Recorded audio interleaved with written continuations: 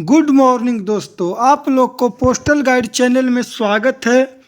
इस आज के टॉपिक में हम सब जो डिपार्टमेंटल एग्ज़ाम होता है उससे रिलेटेड जितना सारा क्वेश्चन पूछा जाता है वो हम टॉपिक वाइज सीरियल वाइज आप लोग को यहाँ कंटेंट देते रहेंगे और इसको अच्छा से याद करते जाइएगा। कोई भी क्वेश्चन स्किप नहीं करिएगा। इसका सारा आंसर ऑथेंटिक है, ऑफिशियली आंसर की के द्वारा लिया गया है। इससे अधिकांशतः क्वेश्चन जितना भी पोस्टल रिलेटेड एग्ज़ाम होता है उसमें से मैच करेगा आपको क्वेश्चन। चलिए स्टार्ट करते हैं बिना टाइम गवाए हुए। क्वेश्चन नंबर फर्स्ट, प्रमुख शहरों के कुछ महत्वपूर्ण डाकघरों को विशेष रूप से विस्तारित समय के लिए खुला रखा जाता है। इन्हें कहा जाता है, क्या कहा जाता है? ऑप्शन ए है रात्रि डाकघर, ऑप्शन बी है शाखा रात्रि डाकघर, ऑप्शन सी है नॉन डिलीवरी नगर डाकघर, ऑप्शन डी है प्रेसिडेंसी डाकघर। तो इसका करेक्ट आंसर क्या होगा? रात्रि डाकघर। रात्रि डाकघर में रात विशेष विस्तारित समय के लिए खुला, इसके रात्रि डाकघर है जो कि संडे को भी खुला रहता है। चलिए, ये करेक्ट आंसर है वाला, आप सब याद कर लीजिए। चलिए अब नेक्स्ट चलते हैं। क्वेश्चन नंबर 2, रात्रि डाकघरों के कार्य समय को सामान्य तौर पर किसके द्वारा निर्धारित किया जाता है? तो इसका ऑप्शन ए है सर्किल प्रमुख, ऑप्शन बी है डीपीएस, ऑप्शन सी है एसएसपीओ, ऑप्शन डी है एसपीओ। तो इसका करेक्ट आंसर क्या होगा? इसका करेक्ट आंसर होगा सर्किल प्रमुख। सर्किल प्रमुख के द्वारा रात्रि डाकघर के कार्य समय को निर्धारित किया जाता है। चलिए अब नेक्स्ट क्वेश्चन नंबर 3, रात्रि डाकघर का कार्य समय 8:30 बजे सायंकाल तक बढ़ाया जा सकता है और निम्न के आदेशों के तहत इन्हें रविवार को भी खुला रखा जा सकता है। ऑप्शन ए है महानिदेशक डाक, ऑप्शन बी है सर्किल प्रमुख, ऑप्शन सी है पोस्ट मास्टर, ऑप्शन डी है एसएसपीओ। तो इसका करेक्ट आंसर क्या होगा? इसका करेक्ट आंसर होगा महानिदेशक डाक, डायरेक्टर जनरल। देखिए, रात्रि डाकघर का कार्य समय 8:30 बजे तक कौन बढ़ा सकता है? महानिदेशक डाक। और इसको निर्धारित कौन करता है? सर्किल प्रमुख करता है, लेकिन उसको बढ़ा सकता है या रविवार को भी खोल सकता है किसके आदेश के द्वारा? महानिदेशक डाक के द्वारा। चलिए अब नेक्स्ट चलते हैं। क्वेश्चन नंबर 4, रात्रि डाकघर रविवार तथा राष्ट्रीय अवकाश और अन्य डाकघर छुट्टी दिवस पर मात्र एक शिफ्ट में कार्य करते हैं। ऑप्शन ए है 10 बजे प्रातःकाल से 5 बजे सायंकाल तक, ऑप्शन बी है 8 बजे प्रातःकाल से 4 बजे सायंकाल तक, ऑप्शन सी है 9 घंटे से 5 घंटे तक, ऑप्शन डी है 12 घंटे से 8 घंटे तक। तो इसका करेक्ट आंसर क्या होगा? इसका करेक्ट आंसर क्या होगा बताइए? इसका करेक्ट आंसर होगा ए, रात्रि डाकघर रविवार तथा राष्ट्रीय अवकाश अन्य डाकघर छुट्टी दिवसों पर 10 बजे से प्रातःकाल से शाम 5 बजे तक खुली रहती है। चलिए अब नेक्स्ट चलते हैं।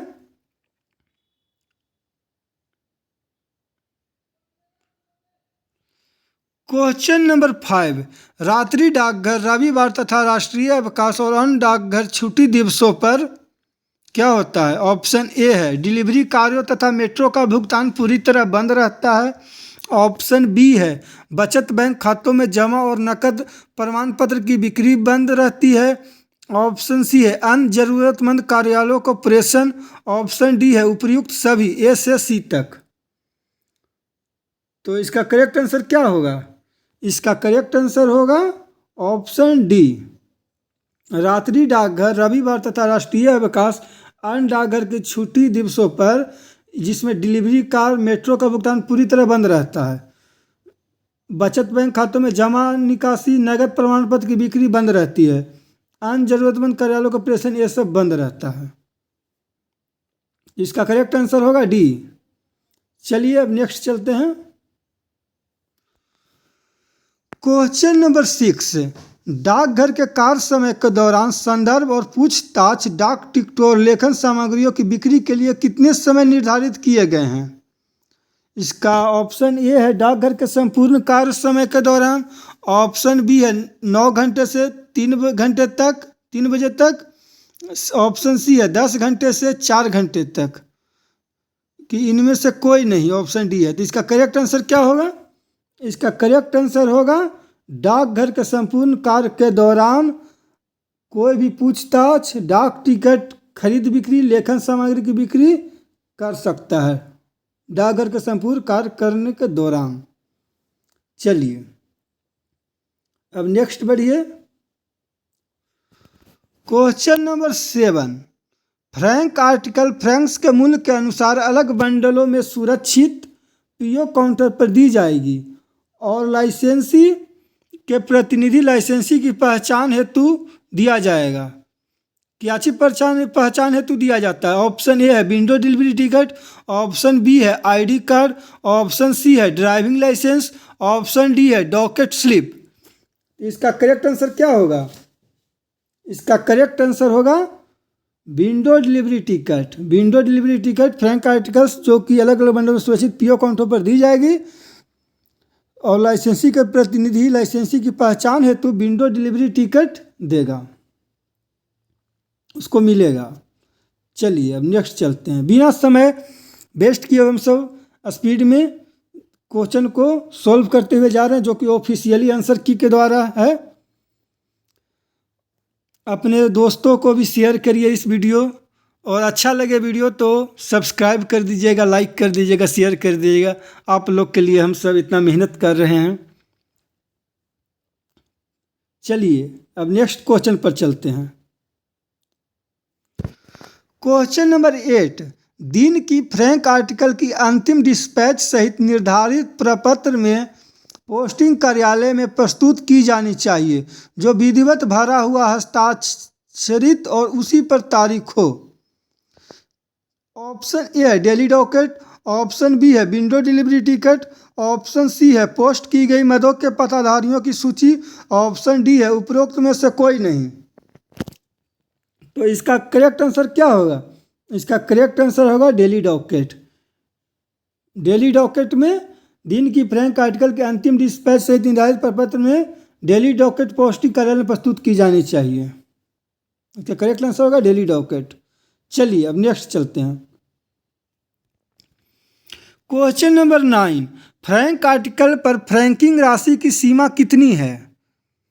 ऑप्शन ए है कितने भी राशि की फ्रैंकिंग की अनुमति होगी, ऑप्शन बी है प्रेषक की इच्छा अनुसार, ऑप्शन सी पोस्ट मास्टर के दिशा निर्देशों के अनुसार, ऑप्शन डी उपरोक्त में से कोई नहीं। तो इसका करेक्ट आंसर क्या होगा? इसका करेक्ट आंसर होगा ऑप्शन ए, कितनी भी राशि की फ्रैंकिंग की अनुमति होगी। इसमें कोई लिमिट नहीं रहता है फ्रैंक आर्टिकल पर। चलिए अब नेक्स्ट चलते हैं। क्वेश्चन नंबर 10, लेटर बॉक्स में डाली गई मशीन फ्रैंक आर्टिकल्स को समझा जाए। ऑप्शन ए है भुगतान न की गई, ऑप्शन बी है भुगतान किए गए पत्रों के अनुसार, ऑप्शन सी कम भुगतान की गई, ऑप्शन डी रजिस्टर्ड पत्र।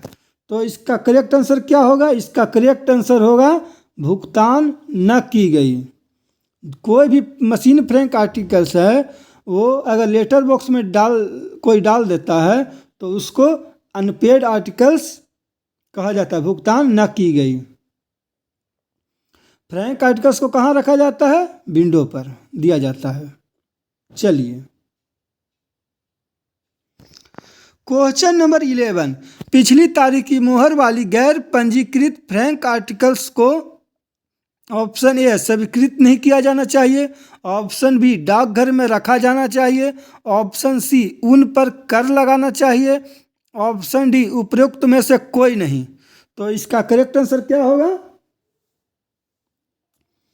इसका करेक्ट आंसर होगा ए, स्वीकृत नहीं किया जाना चाहिए। कोई भी पंजीकृत फ्रैंक आर्टिकल्स है, अगर पिछला तारीख का मुहर लगा हुआ है तो वो स्वीकार नहीं किया जाना चाहिए। और स्वीकार कब किया जाना चाहिए? जब पिछला दिया हुआ है डेट और आज का भी डेट उस पर दिया हुआ है, तब वो स्वीकार होगा। सिर्फ पिछला डेट रहेगा तो वो फ्रैंक आर्टिकल स्वीकार नहीं की जाएगी। चलिए नेक्स्ट चलते हैं।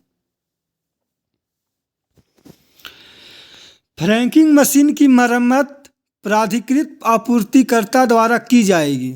ऑप्शन ए डाकघर कार्यालयों के परिसरों में, ऑप्शन बी लाइसेंसी के कार्यालय में, ऑप्शन सी कहीं भी, ऑप्शन डी आपूर्तिकर्ता के कार्यालय में। तो इसका करेक्ट आंसर क्या होगा? इसका करेक्ट आंसर होगा डाकघर के कार्यालयों के परिसर में। डाकघर के कार्यालयों के परिसर में ही फ्रैंकिंग मशीन की मरम्मत होती है। चलिए अब नेक्स्ट चलते हैं। क्वेश्चन नंबर 13, कौन सा डाकघर फ्रैंकिंग मशीन को मरम्मत हेतु इसे भेजने से पहले लाइसेंस डाई को हटाने के लिए प्राधिकृत है?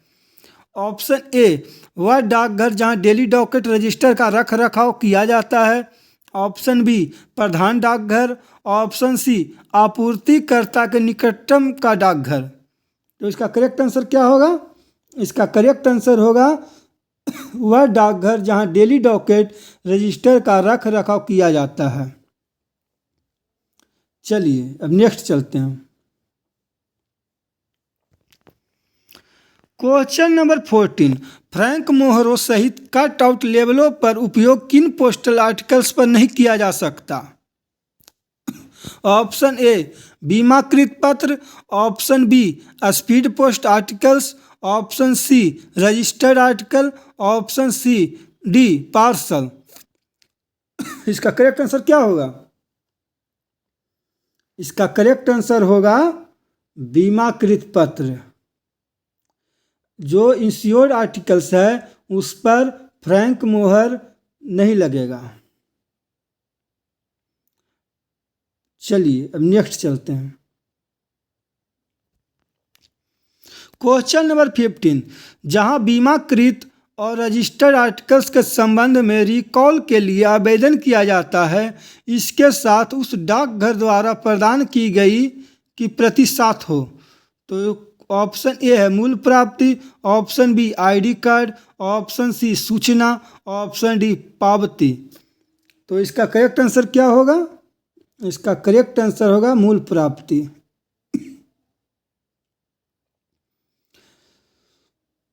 जहां बीमाकृत और रजिस्टर्ड आर्टिकल्स के संबंध में रिकॉल के लिए आवेदन किया जाता है, उसके साथ उस डाकघर द्वारा प्रदान की गई मूल प्राप्ति के प्रति साथ हो। चलिए अब नेक्स्ट चलते हैं। क्वेश्चन नंबर 16, जब पते के परिवर्तन हेतु अनुरोध के बाद हवाई द्वारा पोस्टल आर्टिकल्स को पुनः भेजा जाता है तो अनिवार्य हवाई अधिभार से वसूला जाता है। ऑप्शन ए प्राप्तकर्ता, ऑप्शन बी प्रेषक, ऑप्शन सी कोई नहीं। तो इसका करेक्ट आंसर क्या होगा? इसका करेक्ट आंसर होगा प्राप्तकर्ता। जब पते की परिवर्तन है तो अनुरोध के बाद हवाई द्वारा पोस्टल आर्टिकल्स को पुनः भेजा जाता है तो अनिवार्य हवाई अधिभार किससे वसूला जाएगा? प्राप्तकर्ता के द्वारा।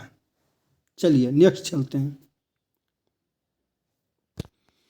क्वेश्चन नंबर 17, यदि पताधारी अथवा उसका एजेंट नोटिस देने की तारीख से 7 दिन के भीतर डाकघर से पार्सल की डिलीवरी नहीं ले पाते हैं तो इस पार्सल को उक्त अवधि की समाप्ति पर क्या समझा जाएगा?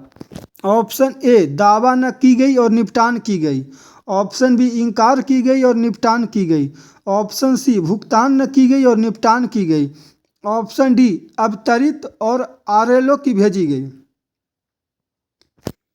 इसका करेक्ट आंसर क्या होगा?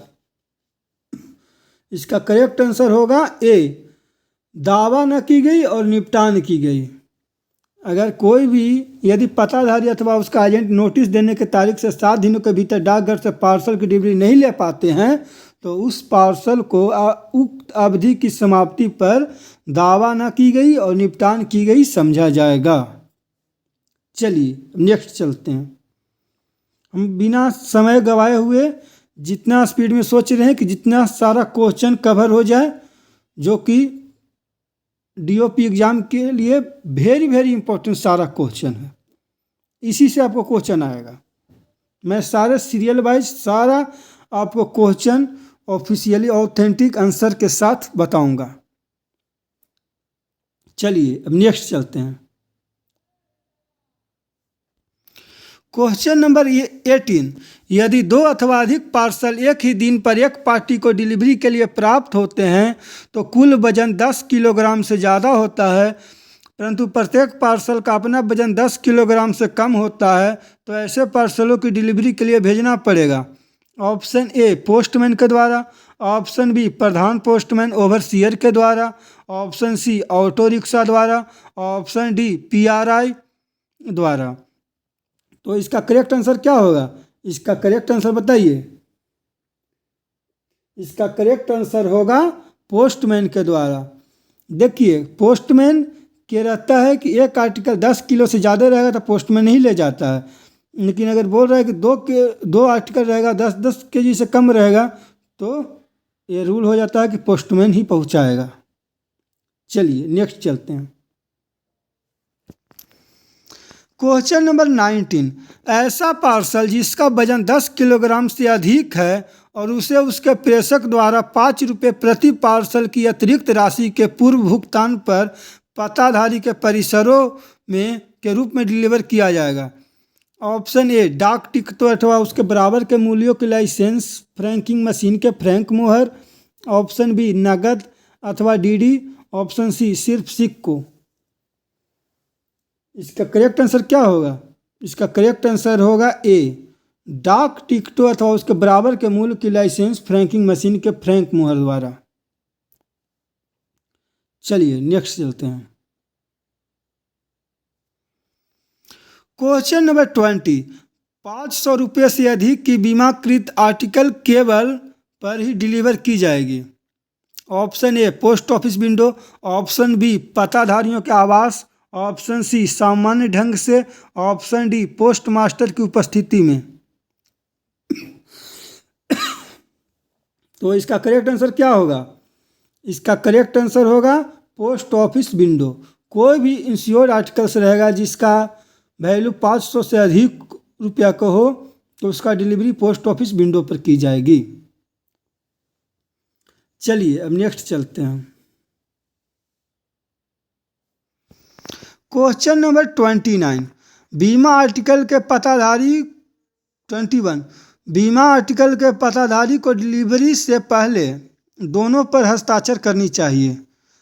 ऑप्शन ए प्राप्ति और पावती, ऑप्शन बी पोस्टमैन से पहले उसके द्वारा प्राप्ति की सूचना, ऑप्शन सी सूचना भाग और पावती। तो इसका करेक्ट आंसर क्या होगा? इसका करेक्ट आंसर होगा ए प्राप्ति और पावती।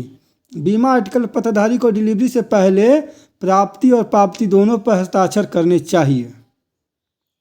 चलिए अब नेक्स्ट चलते हैं।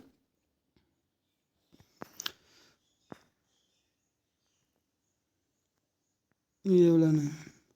क्वेश्चन नंबर 23, डाकघर अधीक्षक अथवा प्रथम श्रेणी के पोस्ट मास्टर रजिस्टर्ड आर्टिकल्स को प्रेषक के इसके निहित वस्तु को क्षति होने अथवा पारगमन में इसे क्षति होने के लिए क्षतिपूर्ति की स्वीकृति प्रदान कर सकता है।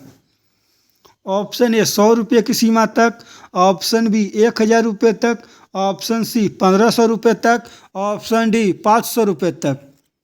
तो इसका करेक्ट आंसर क्या होगा?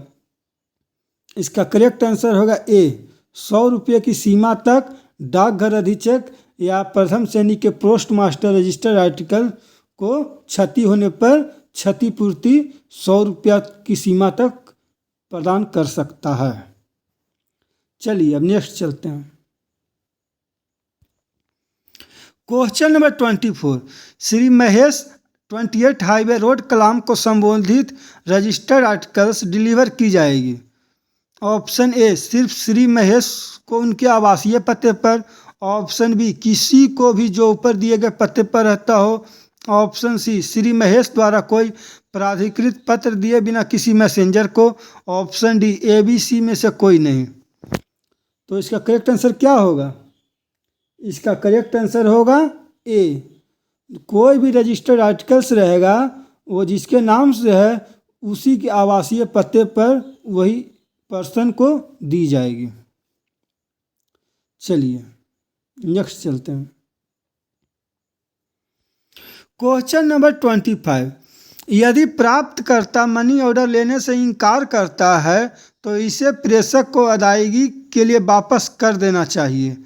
ऑप्शन ए उसी दिन, ऑप्शन बी इसे 3 दिन जमा रखने के बाद, ऑप्शन सी इसे 7 दिन जमा रखने के बाद, ऑप्शन डी इसे 15 दिन जमा रखने के बाद। तो इसका करेक्ट आंसर क्या होगा? इसका करेक्ट आंसर होगा ऑप्शन सी, इसे 7 दिन जमा रखने के बाद वापस कर दी जाएगी। चलिए नेक्स्ट चलते हैं। क्वेश्चन नंबर 26, बीपी आर्टिकल्स प्रेषक को वापस भेज दी जाती है यदि 7 दिन के भीतर इसका दावा नहीं किया जाता है। ऑप्शन ए सूचना की तारीख से, ऑप्शन बी सूचना की तारीख के अगले दिन से, ऑप्शन सी डाकघर में आर्टिकल के पहुंचने की तारीख से, ऑप्शन डी इनमें से कोई नहीं। तो इसका करेक्ट आंसर क्या होगा? इसका करेक्ट आंसर होगा ए सूचना की तारीख से। बीपी आर्टिकल प्रेषक के वापस भेज दी जाती है यदि 7 दिन के भीतर इसे दावा नहीं कि अगर किया जाता है सूचना की तारीख से तो ये वापस भेज दी जाएगी। चलिए नेक्स्ट चलते हैं। क्वेश्चन नंबर 27, पोस्ट मास्टर के पास रखी सुझाव पुस्तिका जनता को उपलब्ध कराई जानी चाहिए। ऑप्शन ए इसके बारे में उनके द्वारा पूछे जाने के बिना, ऑप्शन बी जब इसके लिए अनुरोध किया जाए, ऑप्शन सी जब आवेदन द्वारा अनुरोध किया जाए, ऑप्शन डी इनमें से कोई नहीं। तो इसका करेक्ट आंसर क्या होगा? इसका करेक्ट आंसर होगा ए इसके बारे में उनके द्वारा पूछे जाने के बिना ही पोस्ट मास्टर के पास रखी सुझाव पुस्तिका जनता को उपलब्ध कराई जानी चाहिए। सुझाव पुस्तिका। चलिए नेक्स्ट चलते हैं। क्वेश्चन नंबर 28, एक मित्र द्वारा निजी पत्र अपने तरीके से उन लोगों तक पहुंचाया गया जिन्हें वह पत्र संबोधित किया गया था। पोस्ट मास्टर को जब इस मामले का पता चला तो क्या वह डाकघर अधिनियम के तहत कार्रवाई कर सकता है? ऑप्शन ए यह पीओ एकाधिकार के इस विशेषाधिकार के दायरे से बाहर है, ऑप्शन बी पोस्ट मास्टर अदालत में उठा सकते हैं, ऑप्शन सी इसे सर्किल के प्रमुख को सूचित किया जाना चाहिए, ऑप्शन डी इनमें से कोई नहीं। तो इसका करेक्ट आंसर क्या है? इसका करेक्ट आंसर ए है, यह पीओ एकाधिकार के इस विशेषाधिकार के दायरे से बाहर है। चलिए अब नेक्स्ट चलते हैं। क्वेश्चन नंबर 29, क्या भारतीय पोस्ट ऑफिस को डाक द्वारा प्रेषण के दौरान किसी भी पोस्टल आर्टिकल के नुकसान के मामले में सभी जिम्मेदारी से कानून द्वारा छूट दी गई है? ऑप्शन ए छूट दी गई है, ऑप्शन बी छूट नहीं दी गई है, ऑप्शन सी कभी कभी हाँ कभी कभी नहीं, ऑप्शन डी इनमें से कोई नहीं। तो इसका करेक्ट आंसर क्या है? इसका करेक्ट आंसर है छूट दी गई है, ए। चलिए नेक्स्ट चलते हैं। अगर आप लोग को लगता हो कि हम बहुत स्पीड में कर रहे हैं तो आप सब स्लो भी कर सकते हैं या कभी कभी पॉज करके भी आप नोट्स भी बना सकते हैं इसको। चलिए question number 30, PO post office में लगभग 4.5 किलोग्राम का एक पार्सल लाया गया था और काउंटर पीए अनिवार्य ने इसे पंजीकृत किया और प्राप्त किया। क्या यह सही है? ऑप्शन ए पंजीकृत अनिवार्य है, ऑप्शन बी पंजीकृत अनिवार्य नहीं है, ऑप्शन सी इसे मेल शाखा में पोस्ट किया जाना चाहिए, ऑप्शन डी इसे अस्वीकार कर दिया जाना चाहिए। तो इसका करेक्ट आंसर क्या होगा? इसका करेक्ट आंसर होगा ए पंजीकृत अनिवार्य। अगर कोई भी सामान 4.5 किलो से ज़्यादा पार्सल है या 4.5 किलो है तो इसको इंश्योर जरूर कराना चाहिए, रजिस्टर जरूर करवाएं, रजिस्ट्रेशन जरूरी है। चलिए नेक्स्ट चलते हैं। क्वेश्चन नंबर 31, एक बीमाकृत पत्र काउंटर में प्रस्तुत किया गया था और प्रेषक चाहता है कि इसे पंजीकृत नहीं किया जाना चाहिए। क्या अनिवार्य है? ऑप्शन ए पंजीकृत अनिवार्य है, ऑप्शन बी मेल शाखा में पोस्ट किया जाना चाहिए, ऑप्शन सी, इसे इनकार किया जाना चाहिए। ऑप्शन डी, पंजीकृत अनिवार्य नहीं है। तो इसका करेक्ट आंसर क्या होगा? इसका करेक्ट आंसर होगा पंजीकृत अनिवार्य है। कोई भी इंश्योर्ड आर्टिकल्स है वो रजिस्टर्ड जरूर होना चाहिए। चलिए अब नेक्स्ट क्वेश्चन पर चलते हैं। Question number 32। एक दुकानदार ने एक बीपी आर्टिकल डाकियों को सौंपी। डाकिये ने प्रेषण के लिए इसे मेल ब्रांच को सौंप दिया कि कोई पंजीकरण की आवश्यकता नहीं है इस आर्टिकल को। ऑप्शन ए, बुकिंग के लिए पंजीकरण काउंटर को सौंप दिया जाना चाहिए। ऑप्शन बी, डिलीवरी क्लर्क को डिलीवरी के लिए सौंप दिया जाना चाहिए। ऑप्शन सी, अगले दिन प्रेषक को लौटाया जाना चाहिए। ऑप्शन डी, इनमें से कोई नहीं। तो इसका करेक्ट आंसर क्या होगा? इसका करेक्ट आंसर होगा ए, बुकिंग के लिए पंजीकरण काउंटर को सौंप दिया जाना चाहिए। चलिए अब नेक्स्ट चलते हैं। Question number 33।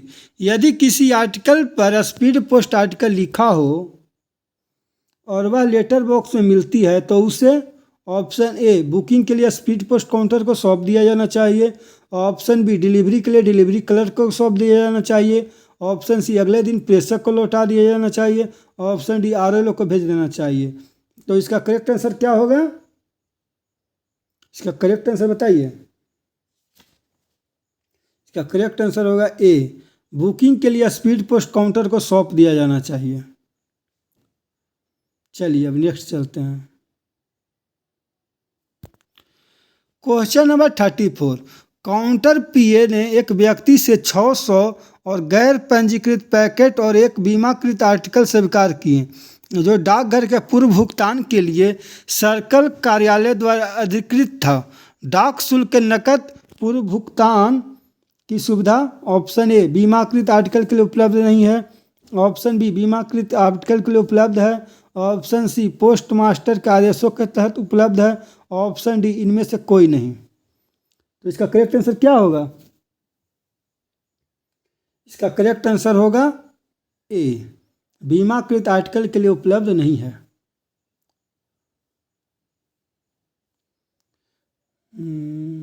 चलिए अब नेक्स्ट चलते हैं। Question number 35। प्रकाशक ने प्रेषण के लिए मेल शाखा में पत्रिकाओं का एक बंडल पोस्ट किया। मेल पीए के सत्यापन पर पाया गया कि यह 45 दिनों के अंतराल का प्रकाशन है। पंजीकृत अखबार की पोस्टिंग की शर्त है। ऑप्शन ए, यह 31 दिनों से अधिक नहीं के अंतराल पर प्रकाशित किया जाना चाहिए। ऑप्शन बी, यह 30 दिनों से अधिक नहीं के अंतराल पर प्रकाशित किया जाना चाहिए। ऑप्शन सी, यह 41 दिनों के अधिक नहीं के अंतराल पर प्रकाशित किया जाना चाहिए। ऑप्शन डी, यह 15 दिनों से अधिक के नहीं के अंतराल पर प्रकाशित किया जाना चाहिए। तो इसका करेक्ट आंसर क्या है? इसका करेक्ट आंसर है ए, यह 31 दिनों से अधिक नहीं के अंतराल पर प्रकाशित किया जाना है। चलिए नेक्स्ट चलते हैं। Question number 36। व्यावसायिक उत्तर सेवा एक ऐसी सुविधा है जिसके तहत कोई व्यक्ति अपने ग्राहक से उत्तर प्राप्त कर सकता है। उसे बिना डाक के भुगतान कैसे उत्तर प्राप्त हो सकते हैं? ऑप्शन ए, व्यवसाय उत्तर card. Option B, speed post. Option C, registered post. Option D, fax. तो इसका करेक्ट आंसर क्या होगा?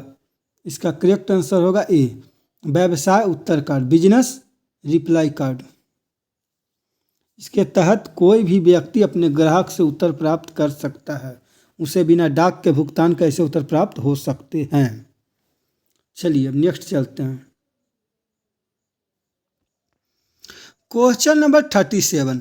डाकघर रजिस्टर्ड आर्टिकल्स के नुकसान के लिए जिम्मेदार नहीं है, लेकिन नुकसान की भरपाई अधिकतम तक की जा सकती है। ऑप्शन ए, 100 रुपया। ऑप्शन बी, 200 रुपया। ऑप्शन सी, 300 रुपया। ऑप्शन डी, 500 रुपया। तो इसका करेक्ट आंसर क्या होगा? ए, 100 रुपया।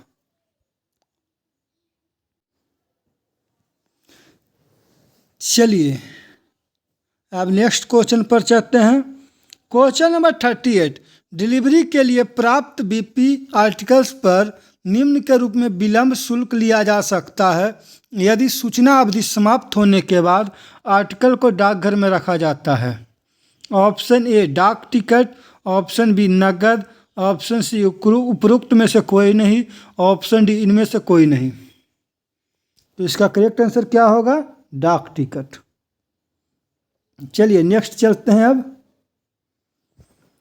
Question number 39। आर्टिकल के प्रेषक को काउंटर से पोस्ट करने के लिए प्रमाण पत्र लेने की आवश्यकता होती है और आर्टिकल को फॉर्म के साथ प्रस्तुत किया जाता है। काउंटर सहायक को चाहिए ऑप्शन ए इसे मना करे, ऑप्शन बी प्रमाण पत्र देना, ऑप्शन सी इसे पोस्ट मास्टर से प्राप्त करने के लिए निर्देशित करे, ऑप्शन डी इनमें से कोई नहीं। तो इसका करेक्ट आंसर क्या होगा? इसका करेक्ट आंसर होगा इसे मना करें, क्योंकि यह अब समाप्त हो गया है। चलिए अब नेक्स्ट चलते हैं। Question number 40। डाकिये ने गलत प्राप्तकर्ता को मनी ऑर्डर का भुगतान कर दिया था। डाकिये को कोशिश करनी चाहिए ऑप्शन ए राशि वसूल करने और उसे यूसीआर में जमा करने की, ऑप्शन बी पैसे वसूल करके उसे सही भुगतानकर्ता को भुगतान करने की, ऑप्शन सी चुप रहे, ऑप्शन डी पुलिस को तथ्य की सूचना दे। तो इसका करेक्ट आंसर क्या होगा? इसका करेक्ट आंसर है ए राशि वसूल करने और उसे यूसीआर में जमा कराने की। चलिए अब नेक्स्ट चलते हैं। Question number 41। डाकघर पर्यटक या जनप्रतिनिधियों को पहचान पत्र जारी करता है। ये जारी किए जाते हैं किनको? ऑप्शन ए केवल साक्षर व्यक्तियों को, ऑप्शन बी किसी व्यक्ति को, ऑप्शन सी केवल निरक्षर व्यक्ति, ऑप्शन डी केवल सरकारी कर्मचारी को। तो इसका करेक्ट आंसर क्या होगा? ए केवल साक्षर व्यक्तियों को डाकघर पर्यटक या जनप्रतिनिधि को पहचान पत्र जारी करता है। चलिए अब नेक्स्ट चलते हैं। Question number 42। यदि पोस्टल आर्टिकल या आगमन की सूचना डाकघर 12 पताधारी को प्रस्तुत कर दी जाती है तो इसे ऑप्शन ए अन्यत्र अनुप्रेषित नहीं किया जाएगा, ऑप्शन बी अन्यत्र ले जाया जाएगा, ऑप्शन सी प्रेषक पर वापस लौटे, ऑप्शन डी इसे आरएलओ को भेजा जाए। तो इसका करेक्ट आंसर क्या होगा? इसका करेक्ट आंसर होगा, बताइए। इसका होगा ए अन्यत्र अनुप्रेषित नहीं किया जाएगा। चलिए अब नेक्स्ट चलते हैं बिना समय गवाए हुए। Question number 43। प्रेषक ने पोस्ट मास्टर के पारगमन कार्यालय से आर्टिकल को पुनः निर्देशित करने का अनुरोध किया। ऑप्शन ए आर्टिकल को पुनः निर्देशित नहीं किया जा सकता, ऑप्शन बी आर्टिकल को पुनः निर्देशित किया जा सकता है, ऑप्शन सी शुल्क के भुगतान पर आर्टिकल को पुनः निर्देशित किया जा सकता है, ऑप्शन डी इनमें से कोई नहीं। तो इसका करेक्ट आंसर क्या होगा? ऑप्शन इसका करेक्ट आंसर है ए आर्टिकल को पुनः निर्देशित नहीं किया जा सकता है जब प्रेषक ने पोस्ट मास्टर के पारगमन कार्यालय से आर्टिकल को पुनः निश्चित करने का अनुरोध किया तो। चलिए अब नेक्स्ट चलते हैं। Question number 44। 500 रुपये से अधिक के बीमाकृत आर्टिकल को डिलीवर किया जाएगा, कहाँ किया जाएगा? ऑप्शन ए केवल पोस्ट ऑफिस की खिड़की पर, ऑप्शन बी साधारण तरीके से, ऑप्शन सी सूचना के बाद दी जाती है, ऑप्शन डी केवल पोस्ट मास्टर से पहले। तो इसका करेक्ट आंसर है ए जो भी इंश्योर्ड आर्टिकल है 500 रुपया से ज़्यादा का है तो वो सिर्फ पोस्ट ऑफिस विंडो पर ही डिलीवर की जाएगी। चलिए नेक्स्ट चलते हैं। Question number 45। यदि किसी क्षतिग्रस्त बीमाकृत आर्टिकल को ओपन डिलीवरी की मांग की जाती है तो किसकी उपस्थिति में इसे खोला जाना चाहिए? तो इसको किसके उपस्थिति में खोला जाना चाहिए? तो इसका ऑप्शन ए है पोस्ट मास्टर, ऑप्शन बी अन्य डाकिया, ऑप्शन सी कोई कर्मचारी, ऑप्शन डी निरीक्षक। तो इसका करेक्ट आंसर क्या होगा? इसका करेक्ट आंसर होगा, बताइए जल्दी। इसका ए पोस्ट मास्टर। अगर कोई भी जो डैमेज इंश्योर्ड आर्टिकल्स है अगर ओपन डिलीवरी की मांग की जाती है तो वो पोस्ट मास्टर के सामने खोला जाएगा। चलिए नेक्स्ट चलते हैं। क्वेश्चन नंबर 46, क्षतिग्रस्त बीमाकृत आर्टिकल की ओपन डिलीवरी के मामले में सूची 2 प्रतियों में तैयार की जाएगी और इसमें से एक प्रति निम्न को भेजी जाएगी। ऑप्शन ए प्रेषक, ऑप्शन बी पताधारी, ऑप्शन सी डाकघर, ऑप्शन डी अधीक्षक। तो इसका करेक्ट आंसर क्या होगा? करेक्ट आंसर होगा ए प्रेषक। प्रेषक को एक प्रति भेजी जाएगी अगर कोई भी इंस्टीट्यूट आर्टिकल डैमेज है। चलिए अब नेक्स्ट चलते हैं। क्वेश्चन नंबर 47, पंजीकृत बीमाकृत वीपी आर्टिकल और किसी फर्म के विशेष व्यक्ति को संबोधित दे मनी ऑर्डर जिस व्यक्ति के नाम पर पोस्ट बॉक्स पंजीकृत है उसे निम्न के माध्यम से डिलीवर या भुगतान किया जाएगा। ऑप्शन ए डाकिया, ऑप्शन बी प्रबंधक, option C postmaster, option D PRIP। इसका करेक्ट आंसर क्या होगा? इसका करेक्ट आंसर होगा डाकिया ए।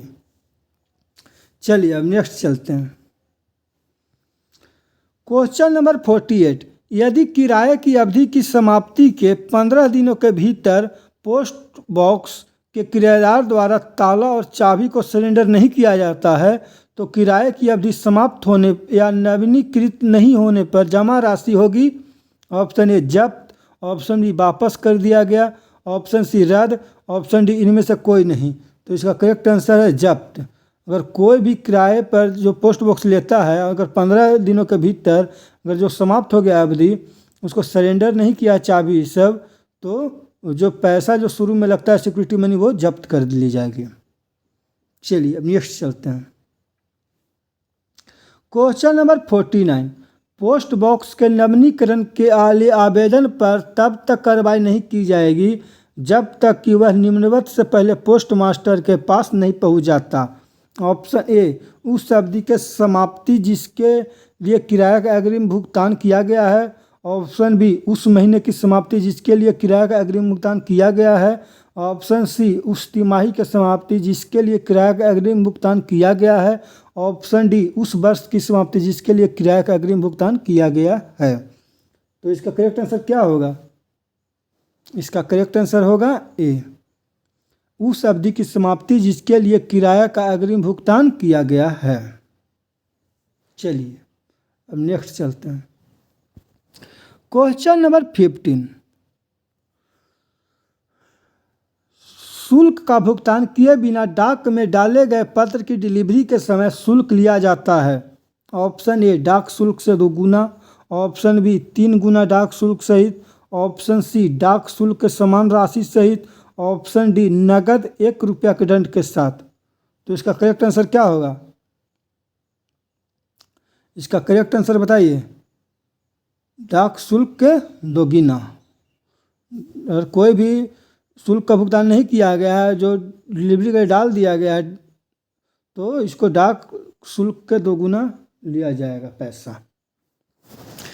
देखिए दोस्तों हम 50-50 का सेट आप लोग के लिए तैयार किए हुए हैं और वो serial wise part A part 1 हो गया और नेक्स्ट में पार्ट 2 पार्ट 3 ऐसे करके जितना हो सके पोस्ट ऑफिस जो एग्ज़ाम होता है उसमें कोई के लिए postman, MTS, IPO, postal assistant, sorting assistant, RMS wings के जितना भी LGO ये सारे एग्ज़ाम है DOP का, उसमें एक क्वेश्चन 100% श्योर है कि अधिकांशतः क्वेश्चन आपको मिल जाएगा।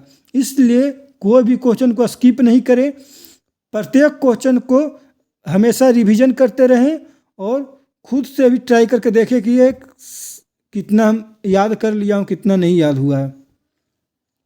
और जितना भी लेटेस्ट जानकारियाँ रहेगा वो पोस्टल गाइड चैनल में जुड़े रहें, आप लोग को प्रतिदिन देते रहेंगे। हम इतना मेहनत करें तो प्लीज़ आप लोग भी लाइक सब्सक्राइब अपने दोस्तों को शेयर ज़रूर कर दीजिएगा ताकि उनको भी मदद मिल सके। धन्यवाद। जय हिंद, जय भारत।